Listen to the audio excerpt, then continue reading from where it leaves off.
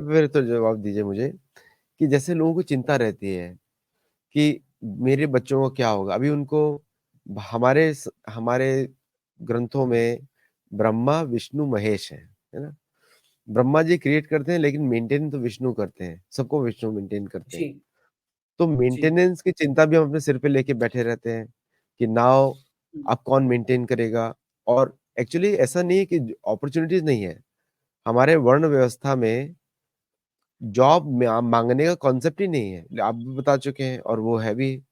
तो ये इस पे थोड़ा और क्लैरिफ़ाई करिए क्योंकि लोग वर्ण व्यवस्था भूल चुके हैं। इसको लास्ट हाँ, लास्ट कैटेगरी माना जाता है जॉब मॉडल को, कि अगर कोई फिजिकली इनकैपेसिटेटेड है या एंटरप्राइजिंग सीख नहीं सकता, तो उनके लिए जॉब मॉडल था, प्रायोरिटी कभी नहीं था। तो ये जो सेल्फ एम्प्लॉयमेंट वाला मॉडल या एंटरप्रेन्योरशिप वाला मॉडल जो है, that is always considered priority ancient भारतीय सिस्टम में। तो क्या बेनिफिट है इसका? सबसे बड़ा बेनिफिट ये था कि पूरी वुमेन एम्पावरमेंट हो पाती थी, क्योंकि ये सारे जो कोर सेक्टर्स थे, एग्रीकल्चर, टेक्सटाइल, जितने भी cottage industry, spices, silk, trade route, ये सब कुछ उसी से चलता था। तो these were all women led businesses. Okay, वो अलोंग विथ बर्थ रेट्स वो कर पाती थी ये सब, क्योंकि सारे फैमिली के मेंबर्स इन्वॉल्व है उसके अंदर, वही इकोनॉमिक एक्टिविटी में। तो zero unemployment, zero inflation society, क्योंकि बार्टर हो रहा है, राइट? तो जीरो पॉवर्टी, जीरो स्टारवेशन। तो ये क्योंकि एम्प्लॉयमेंट के कॉन्सेप्ट की कोई जरूरत नहीं थी, क्योंकि पूरा फैमिली और कम्युनिटी यूनिट मिलके वो एंड प्रोडक्ट और सर्विस बना रहा है, तो बर्थ रेट्स का भी प्रॉब्लम नहीं आएगा। तो ये जो एंशिएंट भारतीय सोसाइटी थी, जहां पे एक्सपोर्ट्स भी जो होता था वो ऐसा था कि बाहर का जो रिच वर्ग है वही परचेज कर पाएगा फॉरेन कंट्रीज का, राइट? तो उस प्रकार के एक्सपोर्ट्स थे, मास एक्सपोर्ट्स नहीं थे। पर क्योंकि भारत से ही हो रहे थे, तो आपको क्वांटिटी मास एक्सपोर्ट जैसी लगेगी, अगर आप उस तब का डेटा निकालोगे तो ये इवेंचुअली हमारा टारगेट यही होना चाहिए कि वुमेन लेड एंटरप्रेन्योरशिप मॉडल को हमको वापस रीफोकस करना है। क्योंकि आप एक बात समझे आदित्य जी, जैसे ही फाइनेंस का पावर विमेन के हाथ में आता है, नॉट जॉब लेड, वापस में क्लियर कर लूं, not job led, entrepreneurship led. जब एंटरप्रेन्योरशिप लेड बिजनेस का, फाइनेंस का एम्पावरमेंट वुमेन के हाथ में आता है, तो वो एंटरप्रेन्योरशिप पूरी नेक्स्ट जनरेशन में भी ट्रिकल डाउन होती है ऑटोमेटिक। और वो सारे जो फेक केसेस जो हम अभी देख रहे हैं, चाहे डिवोर्स के हो या प्रॉपर्टी हथिया लेने के लिए हो या पेरेंट्स से जो मांगने की बातें हैं, ये सब, ये सारी जो वाइसेस है ना, ये जॉब मॉडल के बाद शुरू हुई है, करेक्ट। राइट? तो ये जो इक्वालिटी का कॉन्सेप्ट, अच्छा इसमें तो मुझे बड़ा प्रॉब्लम है, क्योंकि बात करते हैं कि मैन एंड वीमेन पेरेंट्स के उसमें से इक्वल राइट मिलना चाहिए। तो ड्यूटीज की तो कोई बात नहीं करता, क्या इक्वल ड्यूटीज करते हैं दोनों? अच्छा मुझे ये बता दो कि भारतीय जो पद्धति थी, जहां पे जिसको डाउरी बोला जाता है, उसमें एक्चुअली जो बाद में जो विकृतियां आई है, मैं उसकी बात नहीं कर रहा। पहले जो डाउरी का कॉन्सेप्ट था, मैं उसकी बात कर रहा हूँ कि डॉटर को पहले दिया जाता है सन से पहले। करेक्ट। ओके, जो भी, क्योंकि उसके शादी के टाइम ही दिया जा रहा है। यस। कॉन्सेप्ट ये था कि जैसे ही शादी के फेरे होते हैं, शी बिकम्स ओनर ऑफ, जो लड़के के एंसेस्टर्स ने जितना भी वेल्थ एक्यूमुलेट किया, she becomes 50% legal owner. Okay, तो लेडी का लाइफ का एंड पॉइंट सिक्योर हो गया कि भाई लड़के के पेरेंट्स जब मर जाएंगे तो पूरा एंसेस्ट्री इनहेरिटेंस में मिल जाएगा। ओके, तो एंड पॉइंट लड़के के पेरेंट्स ने सिक्योर कर दिया। तो लड़की के पेरेंट्स मैरिज के टाइम का स्टार्टिंग पॉइंट सिक्योर करते थे, सिर्फ और सिर्फ लड़की के लिए, और किसी के नहीं लिए नहीं। ये पूरा स्त्री धन माना जाता है, लड़के का उसमें कोई हक नहीं है, जो भी डाउरी में मिलता है। तो ये इसलिए दिया जाता था ताकि लड़की, जो पूरा कपल है, वो स्टार्टिंग के गोल्डन ईयर्स अपने इकोनॉमिक एक्टिविटी में वेस्ट ना कर दे। करेक्ट। इसके लिए ये दिया जाता था, for the starting point security, और सिर्फ वुमन के लिए, उसके हस्बैंड के लिए नहीं। तो अब ये जो जब हम इक्वालिटी की जो लॉ की बात करते हैं, जो आई थिंक एक लॉ भी पास इसके ऊपर हुआ, सुप्रीम कोर्ट की यस, जजमेंट्स भी है कि दोनों को इक्वल मिलना चाहिए। अब इनको ये क्योंकि वेस्टर्न टेम्पलेट से उठा के ले आते हैं जजमेंट, इनको समझ में नहीं आता कि इन्होंने कितना बड़ा नुकसान किया है भारतीय रिलेशनशिप और कल्चर का। कि भाई सिस्टम ये था कि जितनी भी फेस्टिवल्स है वो सारी फेस्टिवल्स में लड़की घर पे आएगी और आप पेरेंट्स कुछ ना कुछ पेरेंट्स और ब्रदर उसको गिफ्ट देंगे। तो वो रिलेशनशिप मेंटेन करने के लिए वो सिस्टम बिठाई गई थी कि every year she will come home, अपने किड्स के साथ आएंगी, वेकेशन में आएंगी, आप कुछ गिफ्ट दोगे उसको। तो एक इकोनॉमिक एंगल वो गिफ्ट का बनता था। अब जब आपको ये जो आप फ्लैट आउट इक्वालिटी करने जा रहे हो, आपको पता नहीं है कल को पेरेंट्स तो नहीं होंगे, आपने तो अपने रिलेशन अपने ब्रदर के साथ खराब कर लिए इक्वल लेके, करेक्ट। लॉ का सहारा लेके आपने जो इक्वालिटी करी उसमें आपका रिलेशन तो गया ब्रदर के साथ। अब आप वेकेशन में जाके देखो, बहुत सारे ब्रदर्स हैं जो मुंह बनाएंगे फिर। तो ये जो वेस्टर्न इक्वालिटी का कॉन्सेप्ट है वो रिलेशन को तोड़ने वाला कॉन्सेप्ट है। तो और प्रोस्टिट्यूशन को भारतीय बढ़ाने समाज वाला में कॉन्सेप्ट। ये भारतीय समाज में है ही नहीं। भारतीय समाज में सिस्टम ये है कि लड़की हर एक फेस्टिवल में घर को आए और वो रिलेशनशिप स्ट्रॉन्गर होते जाए, हर एक फेस्टिवल को सब साथ मिलके एंजॉय करें और लास्ट में कुछ गिफ्ट मिले। राइट राइट, वो एक जो एक आदित्य जी ह्यूमन लाइफ में एक यही होता है कि एक आश्चर्य और जो सरप्राइज का जो एलिमेंट होता है लाइफ में, कि हाँ मेरे पेरेंट्स मुझे कुछ देने वाले हैं, समथिंग लाइक दैट। ये एक्चुअली यही इसी की वैल्यू होती है और कुछ होता ही नहीं है। मतलब चीजें तो आप खुद ही जितना चाहे तो आप खुद भी परचेस कर लोगे 50 सी चीजें अपने आप खुद के लिए। बट ये जो रिलेशनशिप वाला जो पॉजिटिव फीलिंग वाला एलिमेंट है वो तो फिर गया अगर आप इस प्रकार का वेस्टर्न टेम्पलेट उठा के लॉ का डिप्लॉयमेंट करोगे रिलेशन तोड़ने के लिए। तो ये नहीं समझ में आ रहा है लोगों को, क्योंकि वेस्ट में तो था है ही नहीं ना, कोई फेस्टिवल्स ही नहीं है उनको तो। नहीं, वो तो शॉपिंग। साल में एक बार माँ बाप को मिलने जाते हैं, उनको काहे का फेस्टिवल। करेक्ट। तो वहां से हमारे जस्टिस सिस्टम वाले वहां से सीधा कट कॉपी पेस्ट करके यहाँ पे इक्वालिटी चिपका देते हैं बिना कुछ अकल चलाए कि ये सारे रिलेशनशिप खराब हो जाएंगे सारे फेस्टिवल्स में। अच्छा मुझे बताओ, जब वो सरप्राइज और गिफ्ट वाला एलिमेंट चला जाएगा तो धीरे धीरे लड़की की विजिट कम हो जाएगी अपनी फैमिली में। बिल्कुल, बिल्कुल। उस पर तो कोई सोच नहीं रहा है। ये भी कोई नहीं सोच रहा है कि भाई उसको शादी के टाइम लड़के से पहले ही दे दिया गया ज्यादा, ये भी कोई नहीं सोच रहा है। तो इनको समझ में नहीं आ रहा कि क्या इंट्रिकेसीज है रिलेशनशिप डेवलपमेंट करने की। तो वेस्ट में वो जब रिलेशनशिप है ही नहीं तो उनको क्या ही बताएंगे हम। उनका तो एक फादर डे एक मदर डे पता नहीं, एक ही शी डे देम पता नहीं क्या क्या डे बनाएंगे वो ड्रैग क्वीन को लेके आएंगे पता नहीं क्या क्या। एक्चुअली क्या है कि दे वेस्टर्न मॉडल में they teach you to how to hate your parents. चिढ़ो उनसे, ये सिखाते हैं उनको। अच्छा, मैं क्वेश्चंस लेता हूँ सबके, और while I am taking the first question, एक चीज का जवाब भी दीजिएगा। इंडिया का मिलिट्री स्टैंडिंग बाय 2029।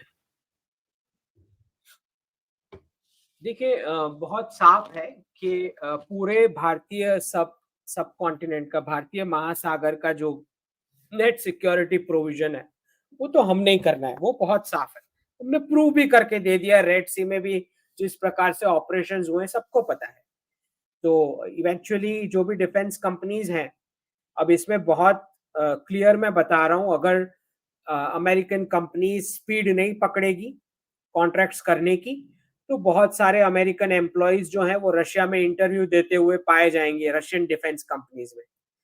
तो जो डायरेक्ट टेक ट्रांसफर हम मांग रहे हैं वो आप दे रहे हो तो ठीक है, वरना रशिया के थ्रू वही टेक ट्रांसफर आना है। राइट, अच्छा, ये आपकी इनका चॉइस है। बकरा उल दाढ़ी भैंस, अच्छा चलिए मैं नाम नहीं पढ़ूंगा। So gurukul Sanatan education revamp should be ASAP, इस पे ऑलरेडी हमने बात किया है। अंकित जी, कमेंट ऑन रामदेव बाबा जी और अदानी टेकिंग ओवर सरस्वती शिशु मंदिर अक्रॉस इंडिया।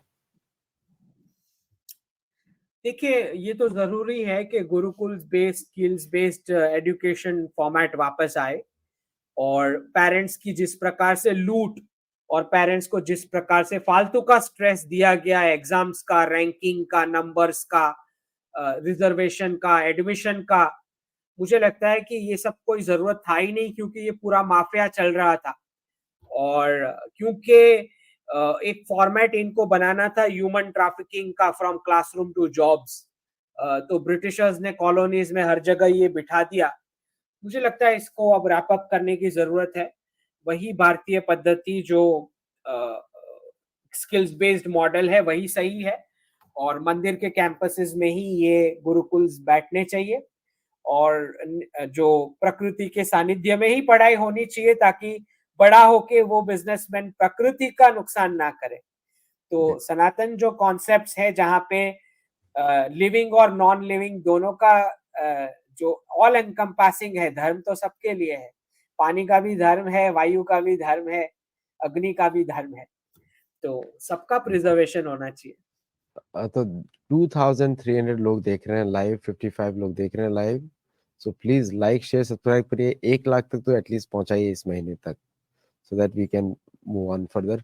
सब्यसाची सेन जी पूछ रहे हैं, what do you mean by Credit Suisse in ICU? जो भी आप लोग सपोर्ट कर रहे हैं, आई एम वेरी ग्रेटफुल, सब लोग सप्तालॉजी को हेल्प होता है। If and when Credit Suisse collapses, why will entire banking sector be affected? Sabyasachi ji, ये आई थिंक लास्ट ईयर के ट्वीट से आप ये क्वेश्चन लाए होंगे। करेक्ट। तो Credit Suisse has already collapsed. तो इनका जो है, आई थिंक कौन सी bank, UBS, I think UBS. UBS ने इसको यूबीएस टेक ओवर करा है, और अब यूबीएस भी मुश्किल में आ गया है उसी फॉर्मेट। Bad asset. क्योंकि कवर अप कर रहे हैं ना, एक बैंक को दूसरी बैंक से कवर अप कर रहे हैं, कर दैट इज आपने व्हाट। ऑलरेडी बताया, वो कवर अप कर रहे हैं, all of them winding up. हाँ, हाँ, वही है, वही चल रहा है। पहले रेजिग्नेशन आता है टॉप मैनेजमेंट से, फिर दूसरी बैंक टेक ओवर करती है, फिर दूसरी बैंक मुश्किल में आ जाती है। तो क्रेडिट स्विस के साथ भी वही चल रहा है, और तब तक खींचेंगे जब तक पूरा एक बड़ा बैंकिंग क्राइसिस पब्लिक डिस्प्ले में नहीं आ जाता। अभी 2 दिन पहले का मैं पढ़ रहा था, फेडरल रिजर्व ने 32 बैंक्स का स्ट्रेस टेस्ट का रिव्यू ऑर्डर किया है, तो let's see what is coming. Stress test पे मेरी कंपनी, पुरानी कंपनी सॉफ्टवेयर बनाती थी पहले, बैसल 3। सो विघ्नेश प्रभु जी पूछ रहे हैं, व्हाट्स योर स्टैंड ऑन एससी's verdict on Sandeshkhali, when will they become Sandesh? Already इस पे शो पे हम बात कर चुके हैं पहले। विघ्नेश जी, अनुभव। जो जो मेरी समझ है वो मैं बताऊंगा आपको। सीजेआई जो है, उस पर उन पर जो मेरा व्यू रहा है कि इज अ धार्मिक पर्सन, तो don't go by the statements. Maybe the thing is के थोड़ा टाइम के बाद एक्शन आना है, which is why this might have happened. Manan ji Canada से पूछ रहे हैं, sir please do analysis on Canadian Australian dollar apart from US also. भाई देखिए कनाडा मनन का। जी, क्योंकि ये सारी एलाइज की करेंसीज जो है, is are isotopes of US dollar, इसीलिए वो एलाइज है, वरना एलाइज होते ही नहीं। ठीक है, तो प्रोपोर्शनेट वो भी नीचे जाएंगे। अब क्वेश्चन ये है कि जो मैंने ये 3 रुपी वाला जो प्रेडिक्शन 2029 के लिए दे रखा है, आज सुबह एक ट्वीट पे डिस्कशन चल रहा था, जहां पे एक फॉलोअर ने संजीव सान्याल जी को पूछा है इसके बारे में कि अगर इतना ज्यादा एप्रिसिएशन रूपी का क्या हो सकता है। तो संजीव सान्याल जी ने उसमें जवाब दिया है कि बहुत डेंजरस होगा अगर ऐसा होगा तो, क्योंकि एक्सपोर्ट्स को प्रॉब्लम हो जाएगा। तो वो तो हमें पता ही है कि एक्सपोर्ट्स को दिक्कत होने वाली है जैसे ही ट्रिमिंग शुरू होगी।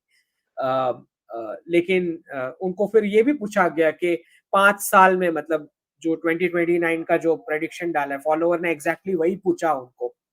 तो संजीव सान्याल जी का जवाब है कि 5 साल के अंदर होता है तो भी इतना ज्यादा एप्रिसिएशन जो है वो बहुत डेंजरस है, क्योंकि जापान ने भी इसको झेला है ड्यूरिंग दैट प्लाजा एकॉर्ड जो साइन किए गए थे।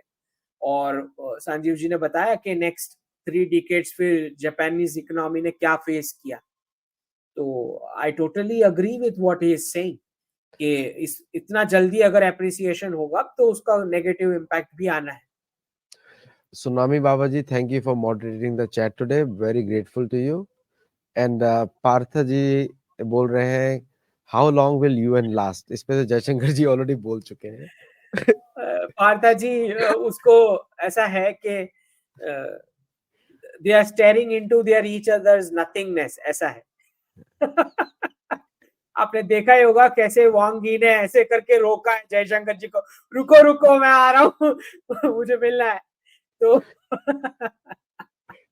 जय अब भारत के बिना किसी का ऑप्शन नहीं है, everybody has to come to Bharat. Ankit ji, आपसे जब बात करता हूँ ना तो खुल के, आपसे नीलेश ओक जी से और हमारे कुसुमलता जी, शैलेंद्र जी से खुल के बात होती है आराम से। सो नाउ जय हिंद दोस्तों। Doctor Shah, do we have an alternative to moving towards CBDC? Won't the power of CBDC still lie in their hands? देखिए जय हिंद दोस्तों जी, वेस्ट में तो मुझे बहुत क्लियर दिख रहा है कि क्राइसिस के बाद सीबीडीसी दे विल इम्पोज। जहां तक भारत का सवाल है, I think we still have 2.5 to 3 years। उसके बाद 500 रुपए की नोट पे कुछ एक्शन आ सकता है, उसके बाद सीबीडीसी आ सकता है। बट मेरा अभी भी मानना है कि फिजिकल करेंसी नोट्स एटलीस्ट 200 रुपए तक के डिनोमिनेशन की कंटिन्यू रखनी चाहिए। This is my personal view. अब होता है नहीं होता है, कैसे होता है, वी डोंट। करण बजेका, when US official in recession? अरे भाई, और क्या रिसेशन बोलोगे भाई, चल रहा है। वो चल ही रहा है, वी आर लिविंग हियर। वो बोल रहे हैं डिक्लेयर कब करेंगे? डिक्लेयर डिप्रेशन में जाने के बाद रिसेशन डिक्लेयर करेंगे ये लोग। Thank you Deepak Joshi ji, thank you. Soham ji, sir your advice on doctor, should we go to US? Soham ji, only if अगर आपको लगता है कि सिलेबस इतना रेयर है कि वहीं जाके हो पाएगा तो अलग बात है, otherwise I would not recommend. Sir आजकल इनका है डॉक्टर, अभी ऐसी नाम है, लाड़िया प्रॉपर्टी रूल के हिसाब से आधा मांगती हैं लड़कियां, और पेरेंट्स रिचुअल्स के हिसाब से भाई को लेनी चाहिए बोलती हैं। इस ऑलरेडी बहुत लंबा, जिसके आप रिवाइंड करके भी देख वी सकते हैव डिस्कस्ड। हैं, we discuss that. Siddharth Shrikamal, will Fed lower interest rate temporary before election? इस पे ऑलरेडी आप बता हाँ, चुके हैं। वो तो आना है ना, वो मैंने बताया कल ही, अब मतलब लास्ट ईयर ही बता दिया था। देखो 2022 थ्रू आउट मैंने बताया कि नहीं होने वाला है, वो छापे जा रहे थे कि आ रहा है आ रहा है। 2023 पूरा मैंने क्लियर बता दिया कि नहीं आने वाला है, वो छापे जा रहे थे आ रहा है आ रहा है। फिर 2024 का वो लोग छाप रहे थे 6-7 रेट कट्स। मैंने बोला, मैंने क्लियर बताया कि ये हो ही नहीं सकता है 6-7 रेट कट्स। तो अब वो बोल रहे हैं कि नहीं करेंगे, थोड़े टाइम बाद करेंगे। तो अब मैं आपको क्लियर बता रहा हूँ, क्योंकि इलेक्शन ईयर है तो उनको रेट कट करना पड़ेगा, but that is only like a token, symbolism के लिए करेंगे, क्योंकि वो नहीं कर सकते। अगर वो उन्होंने किया तो उसका बहुत डिवास्टेटिंग इम्पैक्ट है। और एक्चुअली सिंबलिज्म के लिए होगा क्योंकि इलेक्शन ईयर है। एलन पावल ने तो ओपनली बोल दिया है कि it is not going to happen. Soham ji पूछ रहे हैं वापस से कि sir, US issue statement anti dumping और excess product of China into markets, will China listen? Isn't cheap product good for the world? Soham ji, इसको सीरियसली ना लें, क्योंकि चाइना ऑलरेडी अपने एक्सपोर्ट्स काट रहा है। जितने वो वेस्ट में भेज रहा था उसमें से उन्होंने 15 से 25% तक काट दिया है एक्सपोर्ट्स। तो ये जो एंटी डंपिंग या जो ये रेटोरिक चल रहा है, वो डीकपलिंग को सपोर्ट करने के लिए ये चल रहा है, जो भी अगर चल रहा है तो। चिराग खंडेलवाल जी का क्वेश्चन है, your views on MBA from Singapore, for your views I am dropping MBA from US. Post MBA के अमेरिका में जॉब्स नहीं है भाई, नहीं, वो जितना। कोई मतलब ही नहीं है, वो क्यों आपको भरना है उतने पैसे, उनकी यूनिवर्सिटी आपको क्यों चलानी है? व्हाई डू कुछ भी, आई एम टेलिंग यू 2030 के बाद वेस्टर्न एजुकेशन को बिल्कुल काउंट ही नहीं किया जाएगा, क्योंकि नए, मैं बता रहा हूँ, नए यूनिवर्सिटी के रैंकिंग आ रहे हैं, और ब्रिक्स ने डिक्लेयर भी कर दिया उसके बाद, मैंने प्रेडिक्शन दिया उसके बाद कि नए रैंकिंग आ रहे हैं university. Thank you all very much. और एक जो ये स्पॉन्सर्ड क्वेश्चंस थे, अब मैं एक क्वेश्चन पूछता हूँ कि सर योर क्वेश्चंस, एक अच्छा है मोहित विजय जी का, 3 बार पूछा है उन्होंने कि sir your views on new generation, because this generation losing attention span, also not valuing relations because of western influence, they are also just showcasing Sanatan internet. आजकल 2014 के बाद से सभी सनातनी बन चुके हैं, लेकिन गीता जरूर पढ़िएगा। तो Mohit ji, you have to understand के जब तक वेस्टर्न टेम्पलेट को एलिट बताया जाएगा स्क्रीन पे, तब तक ये सब चलने वाला है। तो भारतीय सभ्यता में एलिट उसको माना जाता है जो वेल्थ का एक्यूमुलेशन अपने अकेले के लिए नहीं करता है। तो सनातन इकोनॉमिक्स जो बुक पे वर्क चल रहा है और बहुत जल्द पब्लिश हो जाएगी, उसमें मैंने साफ बताया कि सनातन में इंडिविजुअल वेल्थ का कोई कॉन्सेप्ट ही नहीं है। इसमें दो शब्द है, लक्ष्मी, लक्ष्य प्लस मी, और दूसरा शब्द है संपत्ति, सम प्लस पत्ति। लक्ष्मी का अर्थ होता है जिसका कॉमन ऑब्जेक्टिव के लिए जिसका यूज किया जाए। मतलब स्पेंडिंग की बात हो रही है, लेकिन बहुत ग्रुप के लिए स्पेंडिंग की बात हो रही है, अकेले के लिए नहीं, या अकेले की फैमिली के लिए नहीं। ठीक, बिल्कुल वैसे संपत्ति के लिए शब्द है जो सम प्लस पत्ति, जिसका मतलब होता है that which is build together. तो इसमें भी कम्युनिटी और फैमिली यूनिट एंटरप्रेन्योरशिप की बात हो रही है। तो पैसा भी सबने मिलजुल के बनाना है और खर्च भी मिलजुल के करना है। तो इंडिविजुअल वेल्थ का कॉन्सेप्ट सनातन में है ही नहीं। प्रॉब्लम ये है। तो जैसे जैसे हम एंशिएंट विजडम को डिग करेंगे तो हमको क्या मैक्रो इकोनॉमिक्स था वो थोड़ा बहुत समझ में आएगा। तो इसीलिए ये बुक जो है वो बहुत इंपॉर्टेंट है, सनातन इकोनॉमिक्स जो आएगी। और मुझे लगता है कि बहुत सारी पॉलिसीज के लिए इसके अंदर से इनपुट्स भी निकलेंगे। अंकित जी एक लास्ट, प्रैक्टिकल बातें then we have Ankit to ji close. Practical बातें करते हैं और मैं थोड़ा शास्त्रिक बातें करता हूँ। मैं बता दूं इनको, आपने लक्ष्मी का नाम लिया। लक्ष्मी जी 5वें स्कंद के भागवत पुराण में 18वें चैप्टर में वो बोलती हैं कि मैं उसी के पास रहती हूँ जो नारायण की सेवा करता है, स्थिर रूप में नहीं अच्छा, तो वो। अगर आपने लक्ष्मी जी की मूर्ति भी देखी हो तो उनका हाथ ऐसे रहता है, नीचे नीचे की डायरेक्शन में, और उसमें से कॉइन्स निकल रहे हैं ऐसा दिखा रहे हैं, राइट? वो तो भी बहुत मार्केटिंग है। साफ दिखाई, मतलब साफ बताया रहा है कि भाई अपने खुद के लिए नहीं खर्च करने का है। The correct. Spending is for everyone. Everyone, पुरुषार्थ। अच्छा, सोहम जी का लास्ट क्वेश्चन है ये। इस बिटकॉइन ईटीएफ अप्रूवल और करंट सर्ज इन बिटकॉइन है प्रिकर्सर जी फॉर बिल्कुल, कमिंग? ये प्रेडिक्शन सोहम जी पहले ही मैं दे चुका था कि ये लोग बिटकॉइन के ईटीएफ को अप्रूव करेंगे, क्योंकि वो नहीं चाहते फिजिकल गोल्ड सबको देना। है कि नहीं है वो मुझे नहीं पता है, शायद ना भी हो, I don't know what it is, but public में नहीं देना चाहते। तो जब क्राइसिस आएगा तो सब कोई करेंसी जमा करेगा और गोल्ड लेने जाएगा, तो वो नहीं और चाहते कि ऐसा हो। तो इसीलिए वो बिटकॉइन को डिजिटल गोल्ड बता के उसको प्रोपोगेट कर रहे हैं। तो ये अब रीसेट तक सीबीडीसी ऊपर जाएंगे और उसके बाद फिर उसको काट दिया जाएगा। अभी आपको मैं जोर से हंसाता हूँ। वेनेजुएला पे सैंक्शन लगाया, वेनेजुएला ने बिटकॉइन यूज करना शुरू किया। अब अमेरिका भी बिटकॉइन यूज कर रहा है, वेनेजुएला पे सैंक्शन हटाए हैं ताकि तेल खरीद सके। सब कुछ बोगस है, एवरीथिंग इज बोगस। जय श्री राम, जय चलो, Jagannath. Thank you all for joining, और हम लोग फिर मिलेंगे दूसरे शो में। आपका बहुत